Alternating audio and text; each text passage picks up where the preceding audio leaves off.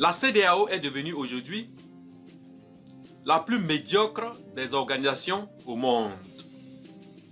Une organisation à la merci de la France officielle dirigée par le président Macron.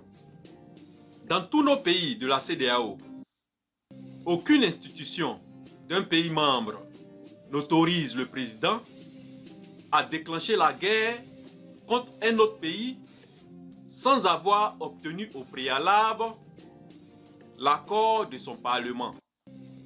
Le complexe d'infériorité des dirigeants de la CEDEAO les empêche de constater que la nouvelle génération africaine dit non au néocolonialisme.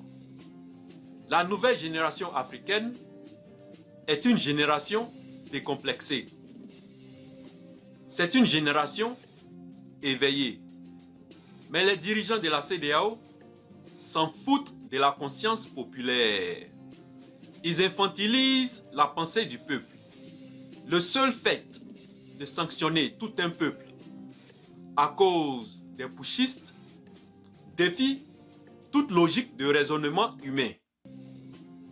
Des sanctions inhumaines qui sont censées affecter nos populations, pas les putschistes. Les Européens regardent tout ça et se moquent de nous. Comment on peut prendre des sanctions qui affectent des innocents? En faisant ça, la CEDEAO nous montre qu'elle est une CEDEAO des chefs d'État. Une CEDEAO avec des dirigeants qui sont plus préoccupés par leur fauteuil que de se préoccuper de la souffrance de nos populations. Une CEDEAO qui travaille pour les intérêts de la France. Pourtant, ce dont on a besoin, c'est une institution qui va rechercher le bien de nos populations. Une institution qui va dire non, premièrement, à la mauvaise gouvernance. Deuxièmement, au trucage des élections. Troisièmement, au non-respect de la Constitution. Et en dernière position, au coup d'État. Qu'est-ce que ça veut dire? Ça veut dire que les trois premières conditions doivent être respectées avant même de parler de coup d'État. Parce que ce que nous avons remarqué, c'est que lorsque l'une de ces trois conditions n'est pas respectée, ça encourage des coups d'État. La France officielle, dirigée par le président Macron, ne s'est pas cachée dans cette affaire du Niger. Elle s'est montrée dès le départ à visage découvert avec la déclaration du président Macron. Le président Macron a indiqué qu'il est pour une intervention militaire au Niger et qu'il est même prêt à soutenir militairement la CEDEAO. Donc, il faut exécuter les ordres de Paris. Il faut forcément faire plaisir à la France officielle dirigée par le président Macron. Nous sommes contre un système impérialiste qui est là pour maintenir l'Afrique dans la pauvreté, avec la complicité de nos propres dirigeants. Quand on découvre le contenu des accords postcoloniaux que nos dirigeants actuels continuent de tolérer, on se rend compte que la France est une puissance pauvre. Parce que une puissance qui ne peut pas évoluer sans piller les ressources naturelles d'un autre pays est une puissance pauvre. Le président Jacques Chirac avait bien dit qu'une grande partie de la richesse de la France vient précisément de l'exploitation depuis des siècles de l'Afrique. Donc, ceux qui pensent que l'uranium du Niger n'est pas important pour la France se trompent. Une coupure d'uranium va affecter les ambitions du deuxième mandat du président Macron. Parce que le président Macron a relancé le secteur nucléaire en France et la construction de nouveaux réacteurs. Ceux qui pensent aussi que la France ne veut pas perdre son influence en Afrique se trompent.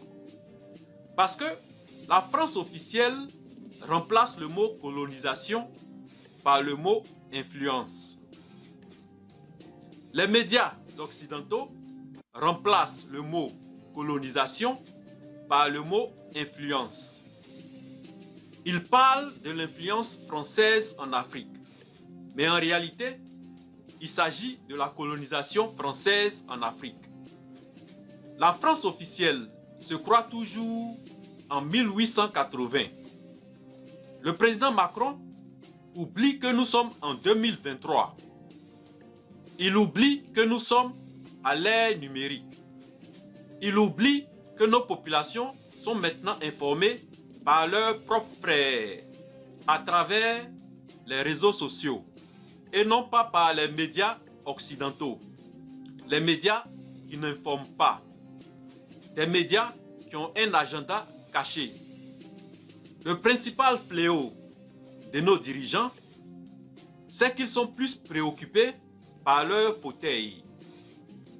Ce qui fait que la servitude volontaire les arrange. Mais la nouvelle génération africaine ne veut plus de dirigeants qui sont en total déphasage avec les aspirations de nos populations.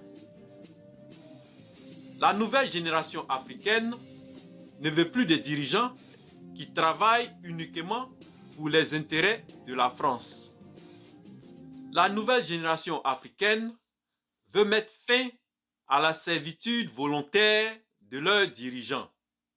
Donc, il est temps de se libérer de la monnaie coloniale, le franc CFA, le franc des colonies françaises.